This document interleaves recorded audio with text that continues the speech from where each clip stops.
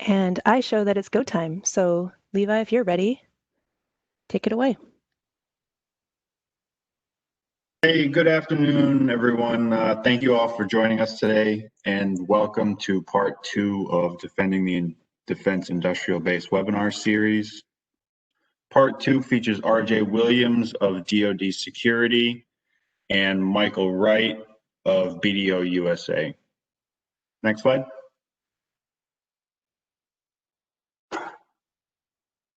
They will be discussing CMMC as a small business, the how, what, and why, and cybersecurity challenges and best practices. After that, we will have a short open forum Q&A, which will be moderated by Levi from NeQter Labs. There is a Q&A section, so please ask all the questions you want throughout the presentations, and we will answer as many questions as we can at the end. Once we're done with that, we'll wrap everything up, and then the video of this with the slides and everything will go out to everyone after. We do have a lot of information to cover today, so at this time I'm going to turn to RJ so we can get started. Thanks, Tim. RJ Williams, General Manager at DoD Security. We are an ISI enterprises company. We provide managed network support, FSO services, and some security control software.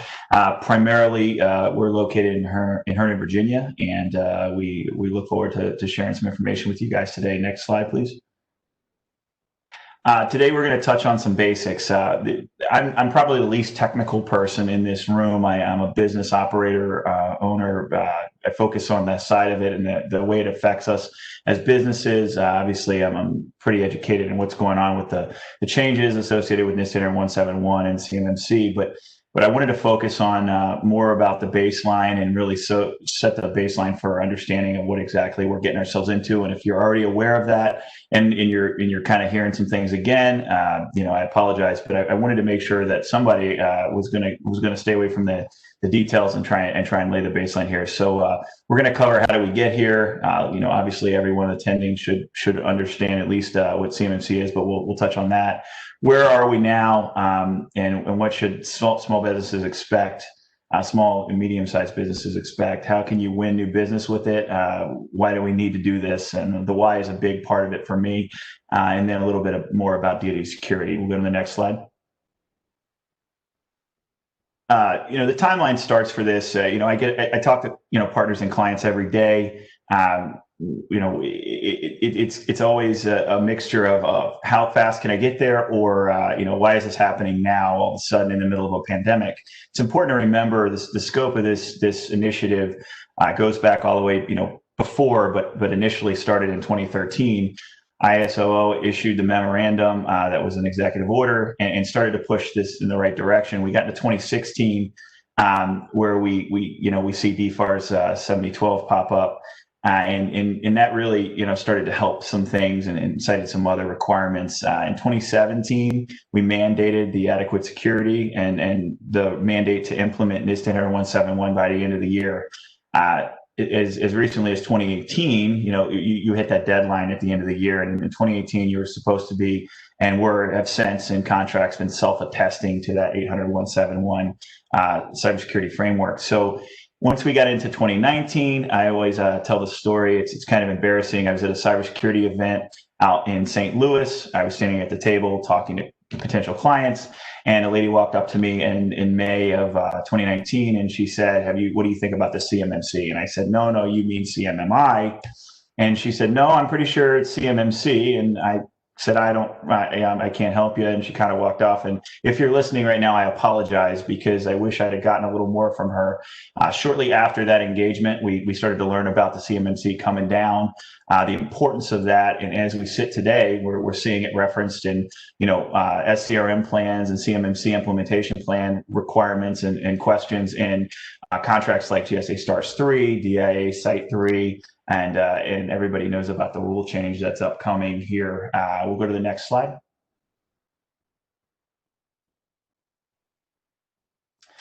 This schedule is actually, I put it up here for entertainment purposes. Obviously, it was supposed to be October 1.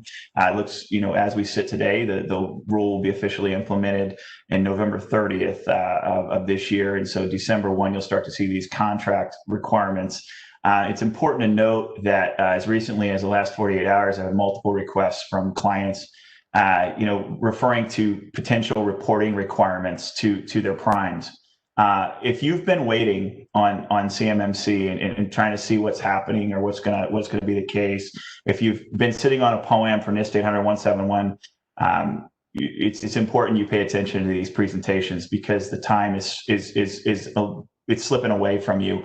There are primes that I know of right now that are asking as soon as December 1, they want to know what your status is in detail. We're not talking about a self-attestation checkbox. We're talking about an actual identification, POAM items, real information.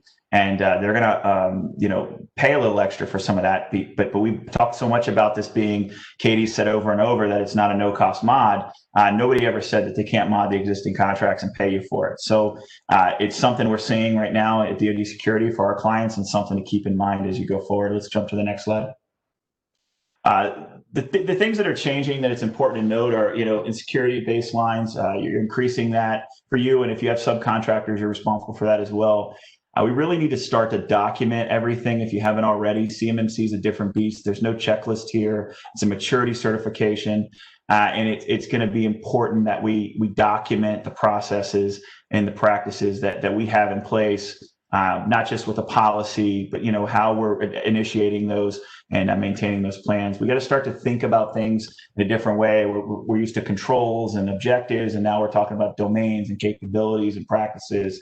And the assessment methodology is going to be consistent, but the terms seem to be, pretty similar. So we're waiting for that assessment guide to come out, but really start to think about the terminology that's associated with CMMC. NIST 800-171, again, it's been around for a while. When you approach a partner or a potential partner client that you might be working with, and say, hey, why is this happening to me right now? Obviously this isn't the best time. We're all facing, a pandemic, a global pandemic, and economic uncertainty. We're in an election year, and there's a lot of things going on for a lot of people. But this has been in contracts and something to focus on, since 2017. And so it's really, time to step up to the plate for a lot of us. And we need to do that as cost effectively as possible. But, we really can spend some time thinking about where we are and how to get there. If you're supporting DoD, again, the 7012 is already in your contract.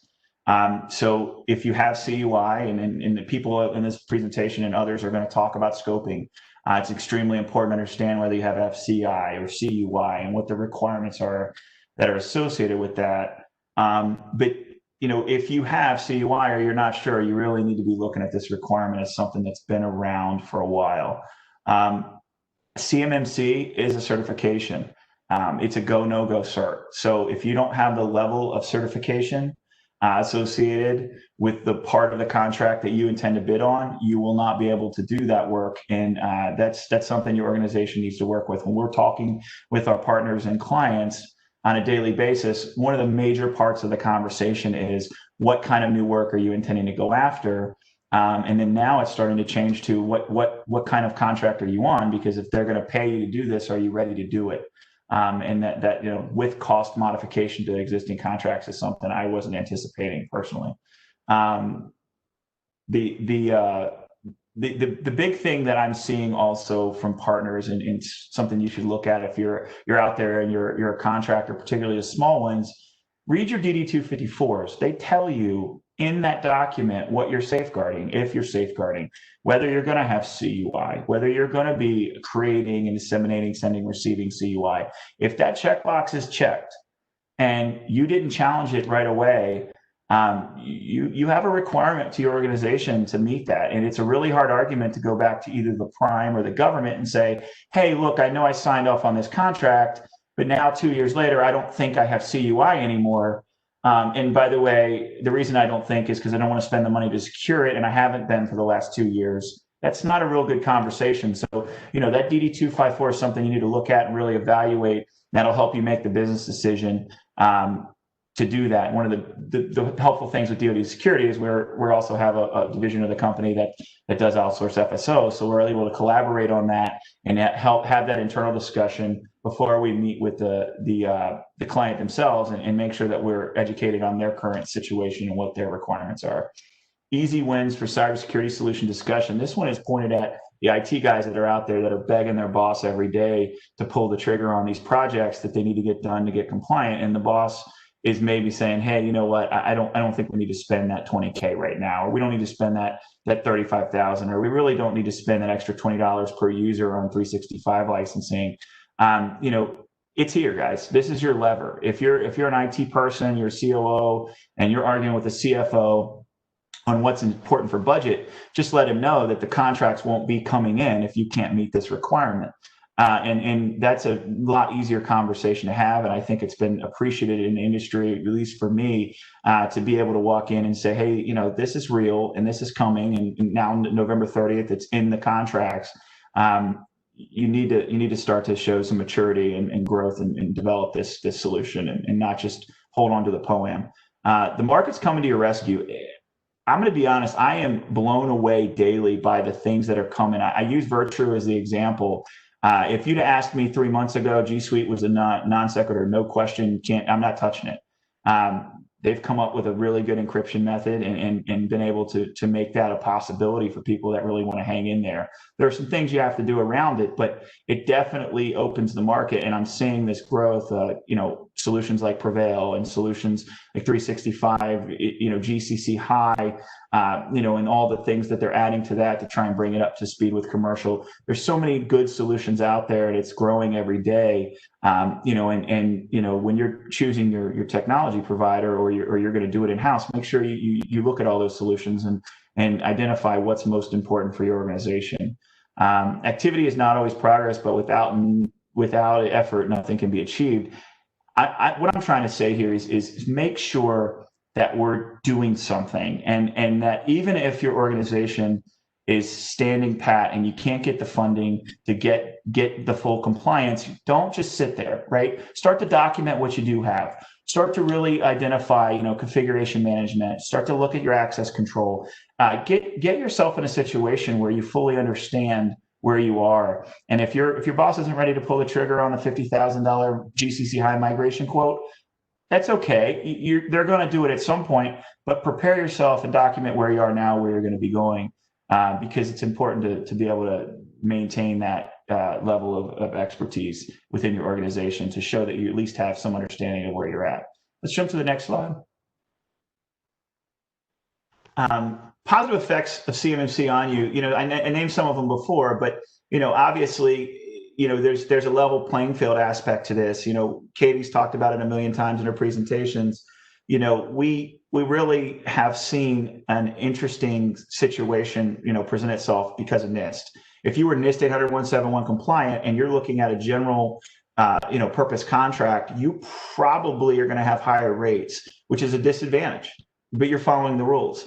The people who don't have anything in place, that are just working in work groups and getting by with, Google Mail or basic 365 with no security, or they're in rack space, or they're doing some, whatever they're doing to get by, those people don't have those costs. They're able to keep their rates down, and that's not been fair, and it doesn't really incentivize performance of these cybersecurity requirements. So it's important to understand that level playing field's coming, and that's huge for the people like us that are early adopters or maybe want to be progressive or make sure we secure the DIB in a way that's beneficial to everybody involved. Competitive advantage, if you're doing it now and you're going to see a massive savings. I can't tell you how many times we've seen RFPs. GSA Stars 3 was a massive one for clients that we support. It came in and I had 30 emails the first day that the RFP went out. How do I respond to this? How do I respond to that? Well, they wanted a plan. And if you were, just doing what needed to get by, you didn't have a plan. Our people that were being supported by us have a plan. They have a POAM. They have a project plan. And so they were able to submit that, articulate level of certification that they're seeking, and identify some things related to SCRM, and they were good to go. They didn't have a huge burden of time. I imagine the people that didn't have that probably spent a lot of time trying to figure out how to rely on that documentation to get by, to maintain the contract vehicle. Institutionalization is huge. Threat hunting, cloud management, all these things that are listed here, they're becoming commonplace. In a lot of places they weren't, and now they're being cared for in a way that's sustainable going forward. And that's the biggest thing, is we're trying to implement this as part of the business. It's not just some extra thing you have to pay for. It's something you do every day. And then obviously increased security, it allows you to maintain a more secure environment, protect your IP, and keep going. And so, that's going to be really beneficial for your organization. Next slide. This is an interesting topic for me. So the why, right? The basic presentation, everybody says. So everybody, does the same thing. They talk about the economic impact. Katie said it. This is right out of the rule change. $57 billion to $109 billion in 2016 with cybersecurity activity, or malicious cyber activity. Wasted R&D, right? Loss of competitive advantage for the warfighter. That's a huge one, guys. This isn't just about us. This isn't just about our businesses. This isn't just, about the guy that's doing the contract that's got GFE, and we don't really want to secure his email because it costs us an extra $3 a month. This is about people risking their lives to maintain our freedom every single day. This is not just about them. It's about the ability for our country to maintain our competitive advantage. GDP is reduced because they can steal. They don't have to buy it from us, right? We do all this R&D, we put it on the open market, and they say, well, no problem. I'll show you in a minute. It's the same example everybody uses on the next slide, but they don't have to buy it. They can just build it themselves and have the same issues we have. And the real reason, as far as why CMMC is here is NIST 80171 didn't exist. It turns out if you don't check people's homework, they lie. And a lot of people, because the incentive wasn't there financially, decided to just kind of fib and say, sure, I'm 80171 compliant. I meet all these controls, and I have a basic, network admin, and sure, I'm a super secure organization.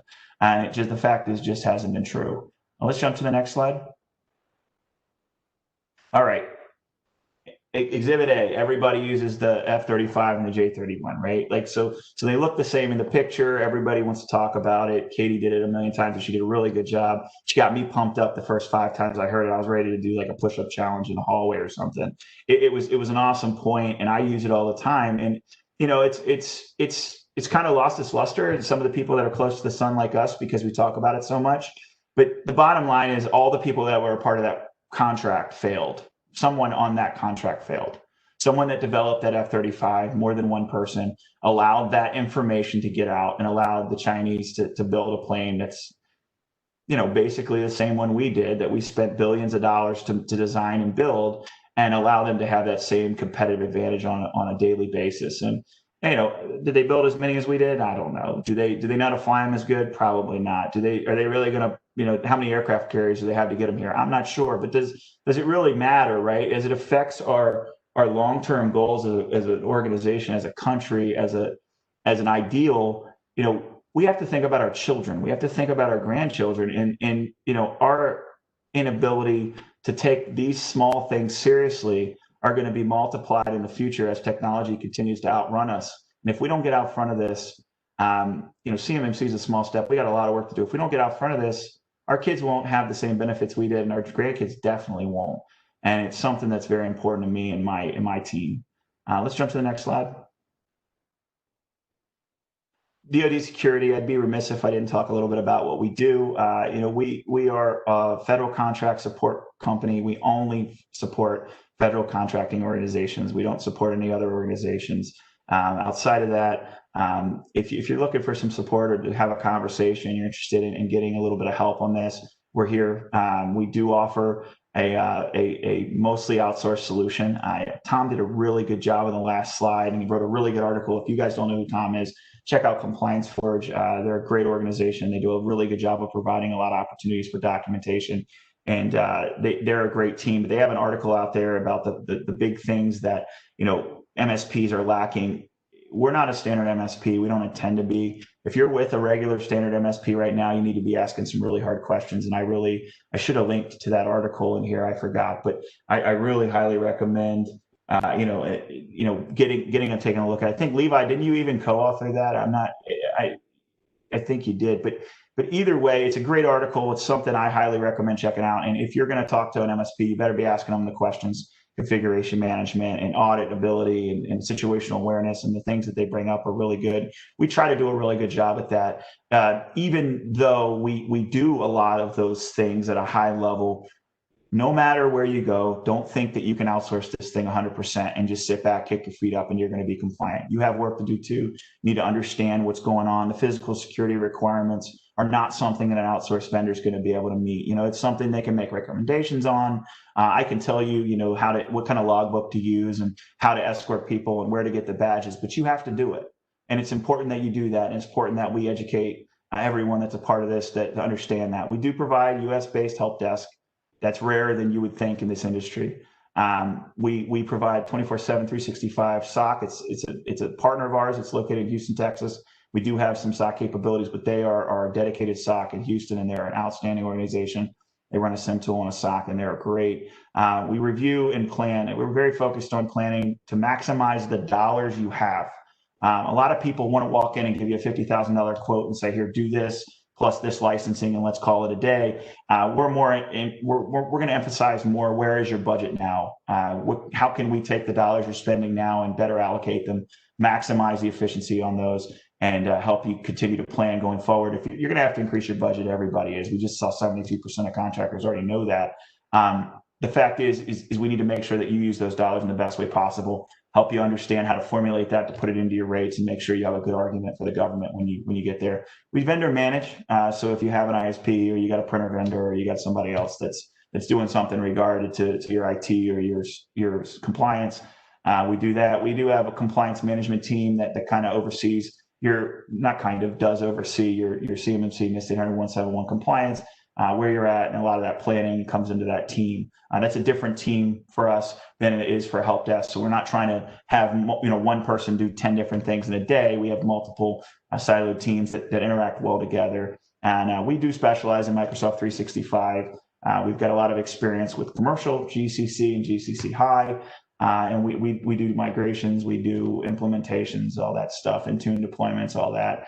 And we're rapidly getting into G Suite management. We have a couple of clients that we brought on recently because of capabilities of Virtue and some of the upgradable features. And believe it or not, actually, in some ways, because of Google's ability to choose, to choose which environment where you want to house your data, is actually some benefits with Google, even though I'm a 365 guy at heart.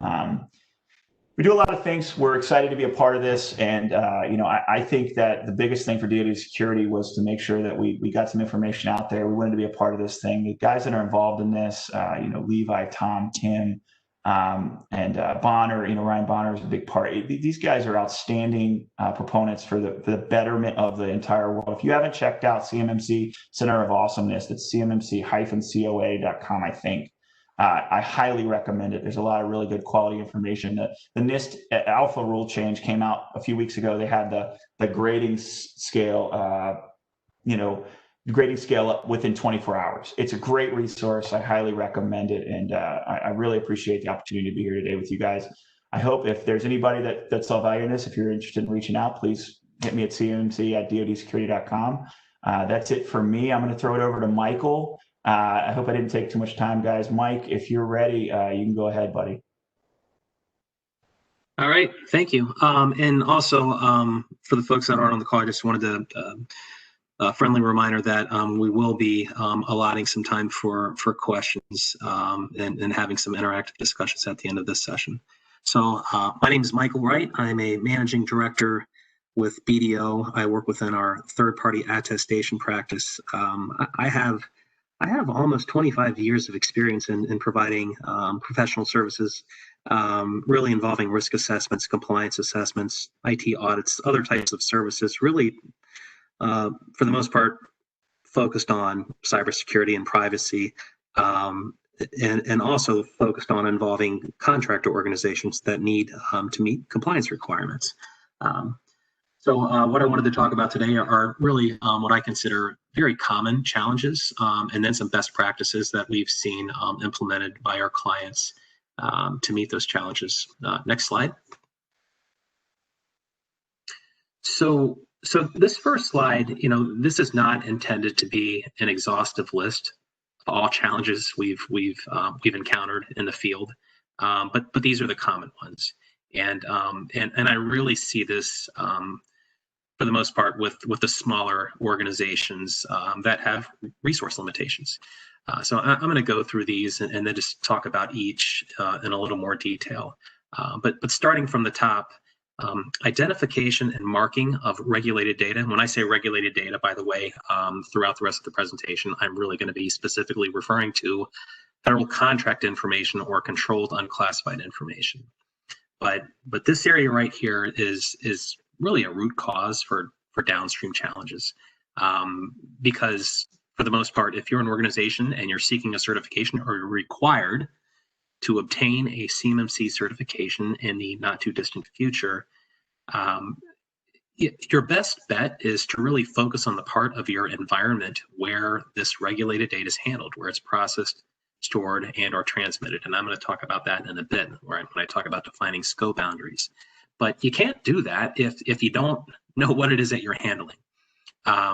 So as RJ mentioned, people are seeing the DFARS 252247012 and references to NIST Special Publication 800-171 included within their contract awards or even solicitations, RFPs, RFIs, etc.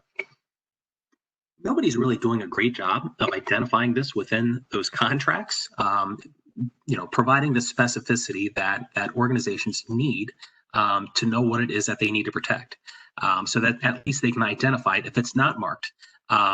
But right out of the box, it's not really consistently identified. And again, nobody's doing a great job. So if the government's not doing a great job or a consistent job, you can bet that their prime customers aren't doing a great job flowing that down to their subs as well. And it goes on down the supply chain. It rolls downhill, right? So you need to ask yourself, what FCI or COI are you handling in performance of your contracted services? And then ask if it's identified. And if you're receiving it in whatever form it may be, electronic, paper-based, etc., that it needs to be marked. And if it is marked, you understand what that marking means and what it indicates and how you need to protect it. So moving on to defining scope boundaries. Now, when I'm talking about defining scope boundaries, I'm talking about identifying the information systems and various components that specifically apply to processing, storing, or transmitting regulated data within your environment. Again, it's going to be much easier to focus on a subset of your environment or a secure enclave if you have one designated, and then implement those controls and monitor those controls and get that audited and certified in the future than if you have to apply that across your entire environment. So you need to include things like infrastructure, right? Servers, network devices, operating systems, business software, databases, and then you need to look at your third parties. More and more these days, most organizations are outsourcing something to a managed service provider. I'd say 5, even closer to 10 years ago, it was an exception. If we were auditing or assessing somebody, and they said, "Yeah, we outsource this to a third party," and that created the challenge of sorts for people that are auditing or assessing organizations. Now it's expected, and it's really the exception if you're not outsourcing something to a managed service provider. But you need to understand who those folks are and determine whether or not they're handling regulated data and that they're protecting this on your behalf. So you need to look at things like service agreements, which for the most part, a lot of those that are already active with existing managed service providers for our clients, they don't have these requirements embedded in them. So you need to think about how to modify those and include those, and then moving forward, how to make sure that those service agreements have those in place. The next thing here, vendor management. This is, if you talk about supply chain management, this is managing your supply chain. I mean, you are part of DoD supply chain. I imagine most of the folks on this call are anyways, but how do you manage your supply chain? How do you flow this down? And how do you make sure that your suppliers and vendors are following suit and that they're protecting this information. How do you hold them accountable? How do you monitor them? How do you incorporate that into your evaluation and selection process for your vendors? You need to be doing these things. You should be able to identify the specific suppliers within your supply chain who are handling FCI and CUI, and those are the folks you need to focus on. You also need to really determine whether or not you need to share that information with them. If you don't, then don't. That's really one less organization that you need to monitor, but those are the things that you need to really manage and take a strategic approach towards. And then in addition, are you actually flowing down data protection requirements to your subs or service providers? A lot of folks are just including these clauses in. If it's in their contract award, they're putting it in their subcontracts and pushing it on down without really knowing what it is that their subs are going to have to protect. So coordinate with your subs and also coordinate with your security team if you're a procurement officer or a procurement manager. Next thing down here, cybersecurity control and process documentation. It's really interesting how a lot of our clients, and again, this is based on years of doing this because these standards that CMMC sort of incorporates have been around for a while. But the point is, it's really interesting how a lot of the organizations that we work with, they are doing something. There's any combination of technology and business processes and people that you can implement and use to protect your data. But it's just not documented. If it's not documented, or if you can't provide documented evidence, guess what? You're probably not going to do very well in an audit. So you need to have documented policies and processes or procedures. You need to document execution of these controls, or at least be able to provide supporting evidence so that those assessors or auditors can verify that. This isn't just for future CMMC C3PAOs and assessor teams. This is for DCMA or your prime contractor clients or next higher tier subcontractor clients. When they come in, you need verifiable evidence that these things are in place. So you need to think about that, not just, yeah, we have this taken care of, but you need to document it. You need to be able to prove it exists and it's operating effectively. The other thing here is, people will develop a document, a policy, a procedure, whatever it may be, a plan, and they're just outdated. You really need to be staying on top of those and reviewing and maintaining and updating those at least annually so that they're reflecting what it is that you're actually doing and they're reflecting your in-scope environment. The next item that I have, cybersecurity training and awareness. This is maybe not as focused on complying with CMMC requirements, but it will help make sure that your folks are complying because they need to understand what it is that they're responsible for when it comes to protecting it. They need to know that if they see something that may be regulated data that they need to protect. And if something is sitting in an email inbox and there's a file attached and that may be CUI, or controlled technical information, which falls under CUI, that shouldn't be there. That needs to be moved to a secure place, to a designated place. It really should be. So this not only includes things like basic cybersecurity awareness training, but it also includes role-specific training for those folks that have specific security responsibilities. So again, cyber training and awareness, I really think this is a low-hanging fruit, but you get a lot of bang for your buck if you can invest in this a little bit. And it's really not too expensive or too hard to implement. And the last thing we have here in this table is governance and oversight. This is a very common challenge, especially with smaller businesses. You have a lot of folks that wear many hats. Gosh, I remember, conducting an assessment for a shipbuilder that worked for the Navy, obviously.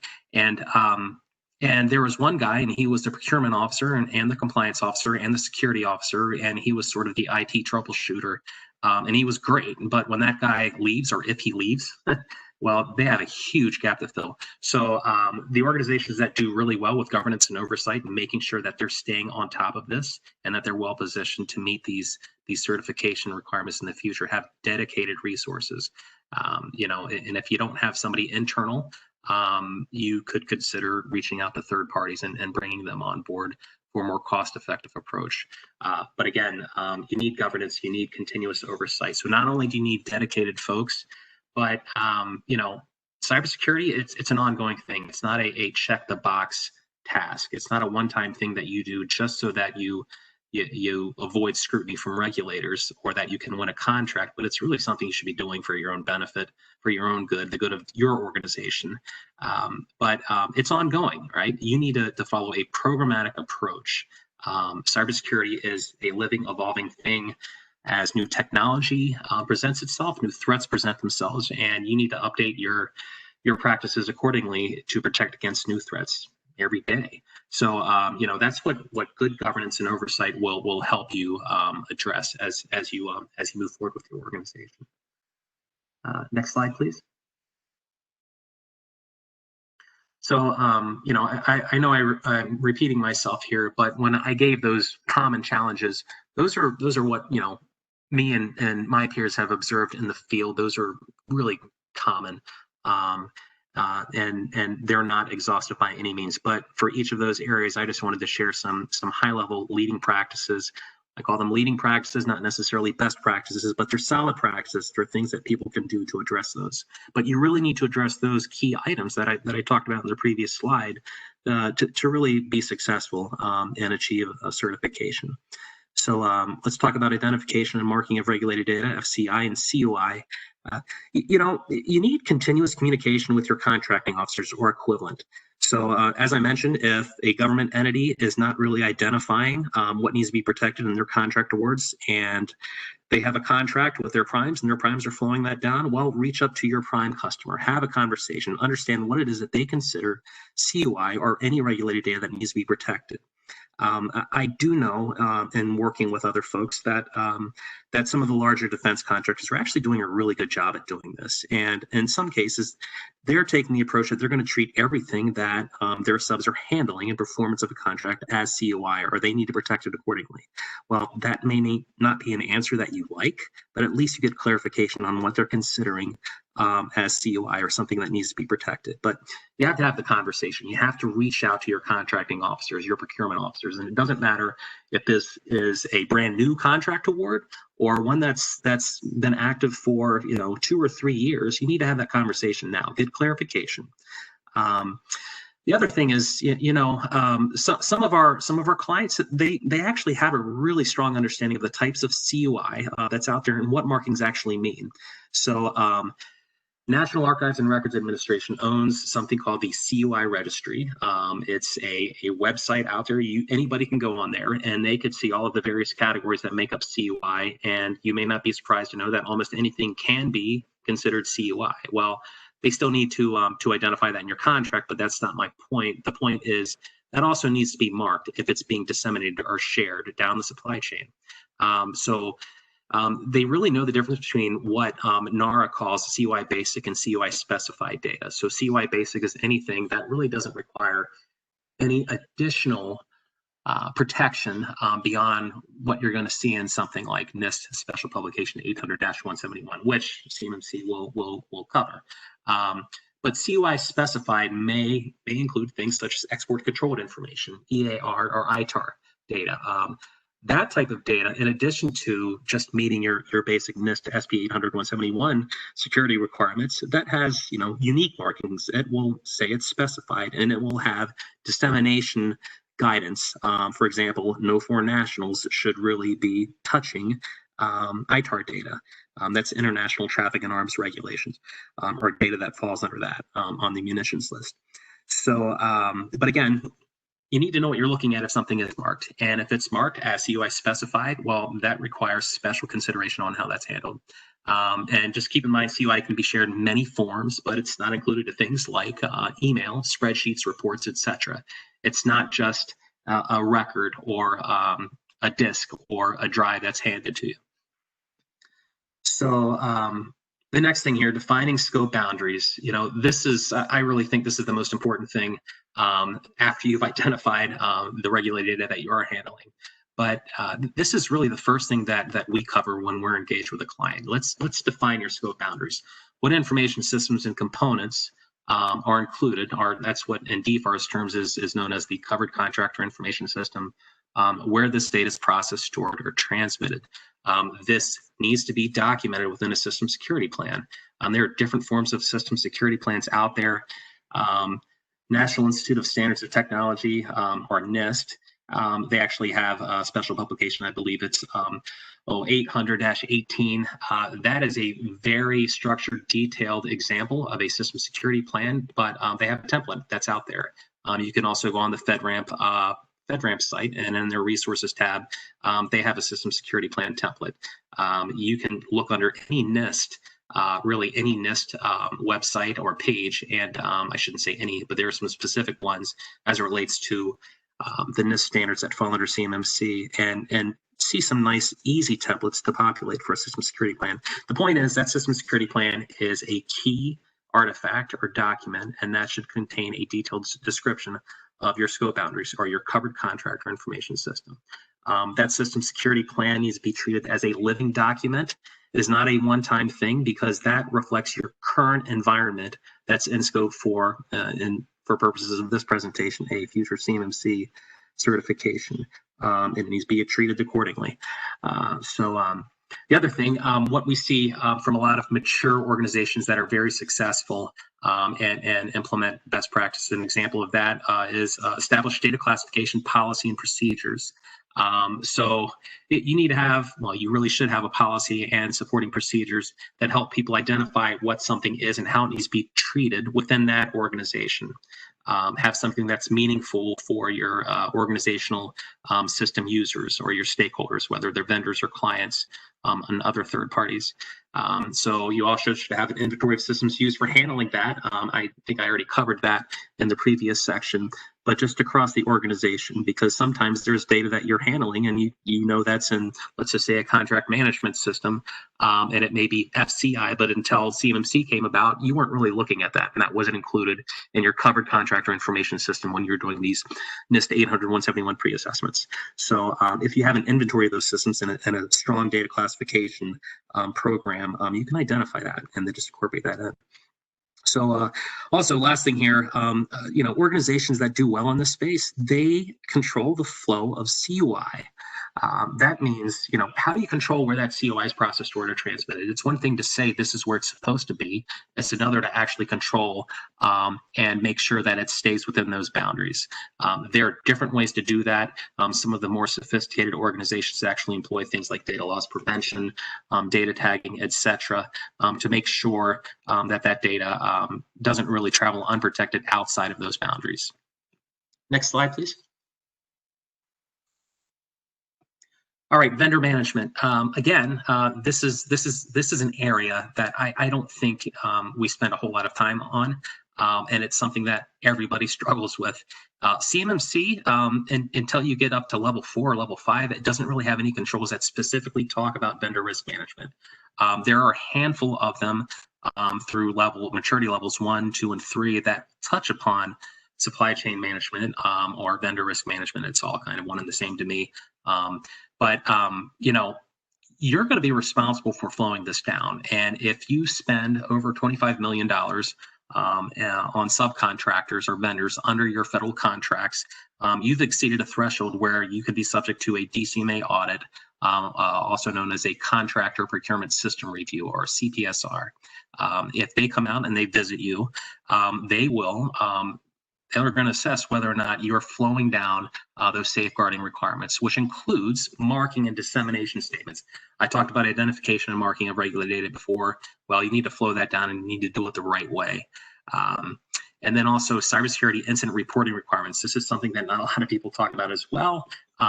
Security incidents, cross your fingers, are rare and unexpected, but when they happen, you need to have procedures in place for how that's reported. So your subs are going to be responsible for reporting those security incidents to the DoD CIO via DIBnet within 72 hours of discovery, and they're also going to be required, in accordance with the DFARS ruling, to report that back to their prime or next higher tier subcontractor customers.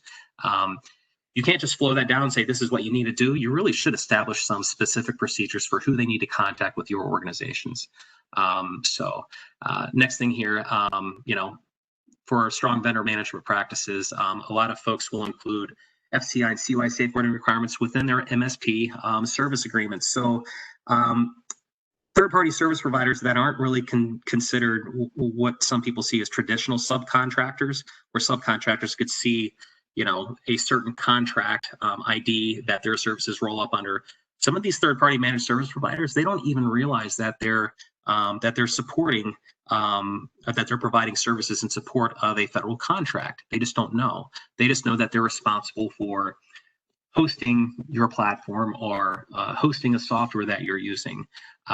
So if those folks are, you're engaged with those MSPs, you need to make sure that your service agreements have these in place. It will be really interesting to see how the CMMC program addresses the use of third-party managed service providers.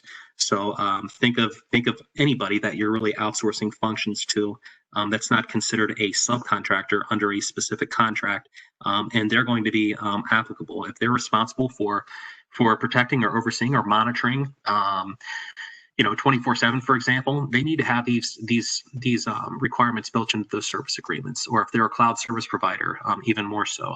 Something else that's kind of a sort of a sidebar I'm not going to get into, but the issue of reciprocity really needs to be ironed out. So for some of those service providers that already have an active FedRAMP authorization, are they going to be required to get a CMMC certification, or can that just apply and check the box when your auditors come in to assess whether or not you can achieve a certification? That remains TBD.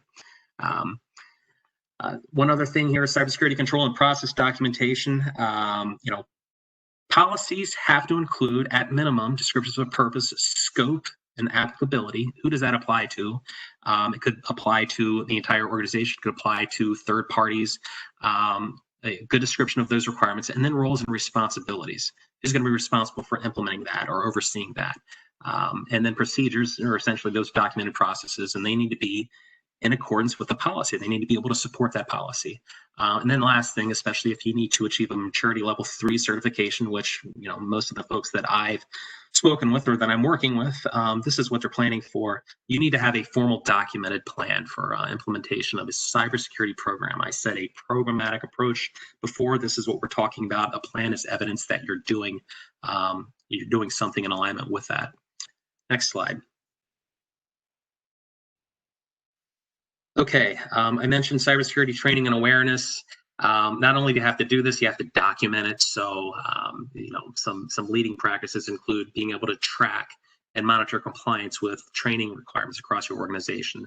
A lot of our more sophisticated organizations our clients are there. They've actually implemented learning management systems, which provides notification and really is a system of record for where people can go and not only register and record that they've completed training, but it may also be used to facilitate that. They can have sort of pre-developed web-based training tools out there that you can engage third parties for.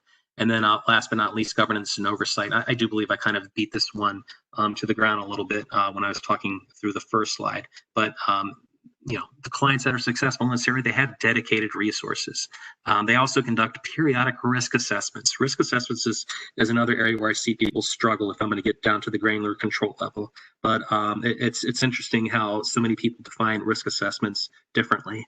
There are a lot of different frameworks you could follow, but quite simply, you have to be doing a risk assessment. You have to identify what those risks are and come up with a plan to mitigate towards that. And they need to be ongoing, periodic. Last but not least, strong coordination across relevant functional areas of an organization. It's not just a security officer or information security officer that should own this, but they need to coordinate with business development. Make sure your people aren't going after contracts where they can't meet these requirements. Be realistic. You don't want to promise something that you can't deliver on. They're working with contract management for compliance purposes. They're working with service delivery, the project teams that are out there on the client-facing projects delivering this to make sure that they're actually complying with what they're saying they're going to do during delivery of their services.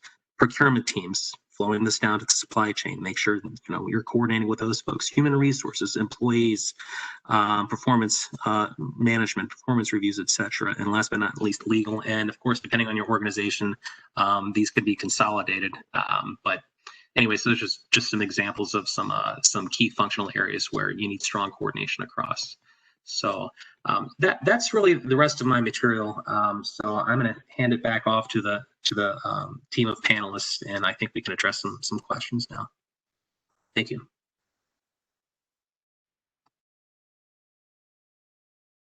Thank you guys so much, and thank you, RJ. Thank you, Michael, and honestly, thank you, BDO, for putting this all together. And I know as we've been going through this, we've gotten quite a few questions. As we continue to go through the Q&A, feel free to throw out more.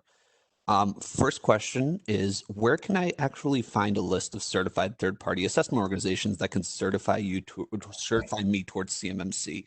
I imagine this is a question a lot of people are asking themselves right now.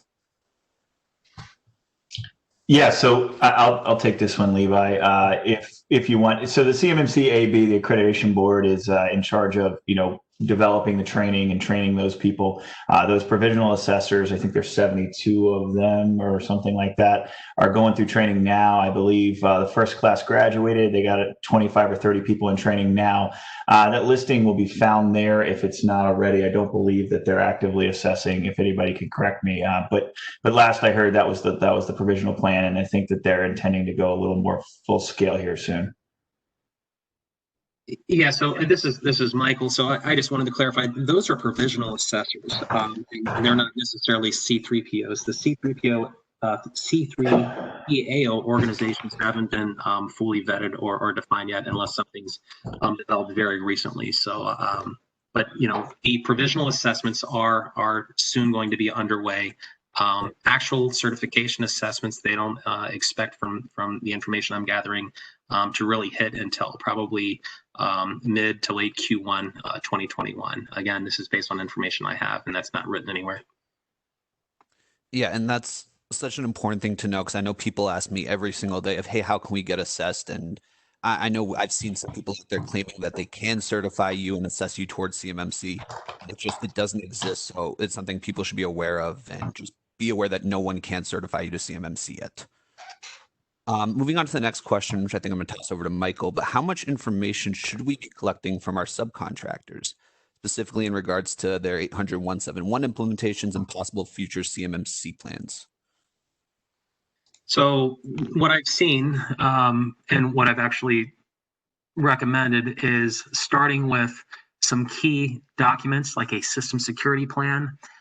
If they don't have that, then right off the bat they have some deficiencies, because the system security plan is actually one particular requirement within NIST SB 800.171, as well as the CMMC for maturity level 3 certification. But what I've seen most efficiently is to ask for a handful of key documents. One would be just some sort of a self-attestation that they are either meeting the minimum requirements, meaning covering all of 800-171, and they could provide 2 other documents, which would primarily be a system security plan and then a plan of action milestones for remediating any existing deficiencies. But typically I see at minimum those 3 things. So that's what I would recommend starting with. But that should also be part of your evaluation and when you're going through vendor selection. So thank you. Yeah, no, and that's honestly, I know getting that system security plan, even from a CMMC standpoint, that's what the assessments are going to actually be built around. I know Tom talked a little bit about it on the last webinar, where you want your system security plan, you want your documentation to actually tell a story of your compliance and your maturity with the certifications. That's so huge. Moving on to the next question, actually really quick, I know a couple of people have asked this. There is going to be a recording that is going to be sent out to all the attendees and everyone who registered. So just keep an eye on your email, just in case if there's any moments you want to go back to and re-listen to. Next question is coming up over here.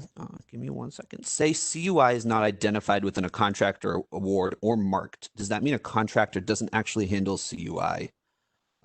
Michael, RJ, whichever one of you wants to take it. Go ahead, Michael.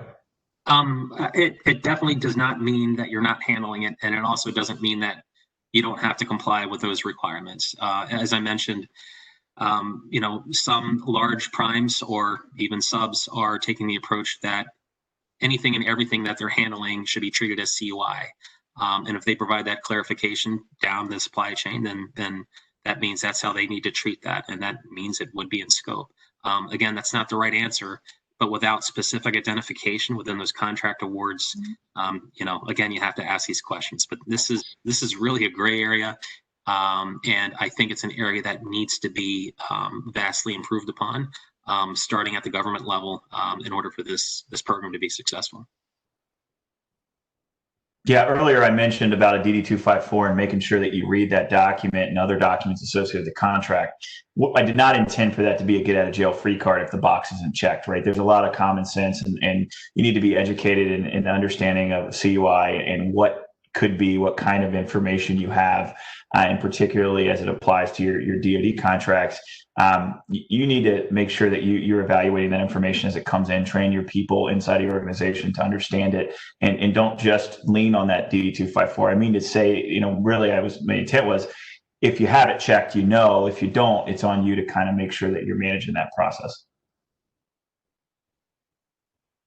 Awesome. Yeah, and I know that's huge, is just understanding exactly, with the CUI and everything, just getting where it resides and really working with that.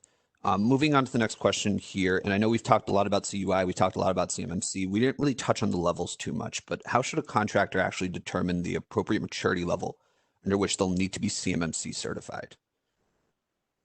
So when you're determining a CMMC cert or anticipated level of certification, you got a couple of different conversations. One, obviously, is what are my requirements? And then the other is the business discussion of what do we intend to pursue.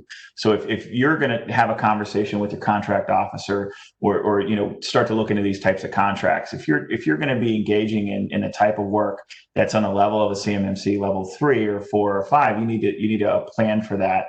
And if you have the requirement, it's a no-brainer. In my opinion, it's more of a business decision than just a compliance decision. A lot of people want to look at the IT director or the FSO and say, hey, where do we need to be? But the BD guy, in a lot of cases, is actually the one that might have the best insight into what's coming and where they're going.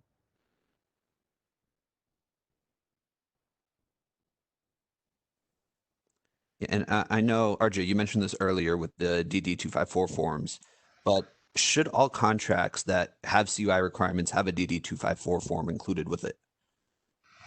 Well, that's a good question. That's up for debate. It's not, obviously DD-254 is for, safeguarding.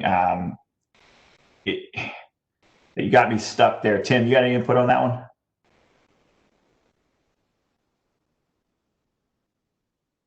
So this is going to be one of those things that's going to fall back on the KOs and the cores, the contracting officers. I don't believe there's any formal guidance that all contracts that have CUI are required to have a DD-254. It would be great if they did, but I would not count on that happening. And then, pending any guidance change from the DoD, the DoD themselves still hasn't straightened out their CUI program, and they've got until, December 2021 to figure it out. So that may end up being something in their policy, or they could just leave it out altogether. We really don't know. We run into a lot of cases where the contractor will reach out and say, do we need a level 3? And they have DD-254s that are a couple years old and they're checking FOUO.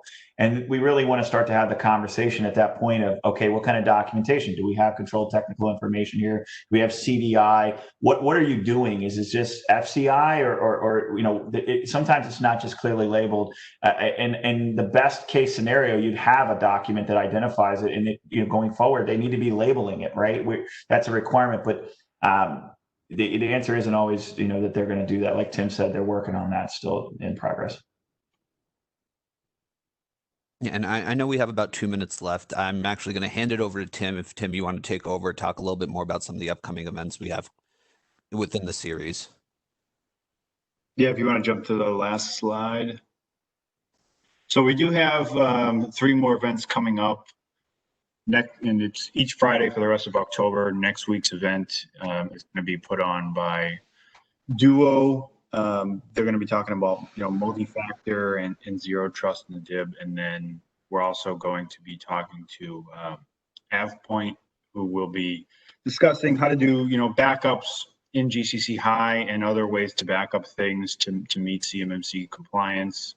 On October 23rd, we're gonna really be talking and doing a deep dive into CUI and what it is, how to protect it, and then also talk about, you know, different types of GRC tools and, you know, different ways to approach CMMC or 800-171 or just, you know, general compliance. And then on October 30th, we have a longer event that's going to run about 4.5 hours. It's got a ton of presenters. We're going to have a bunch of topics in this space, and that will kind of wrap up this series. But with that, we've hit our time. So thank you all for attending, and we look forward to you participating in our upcoming events. Thank you.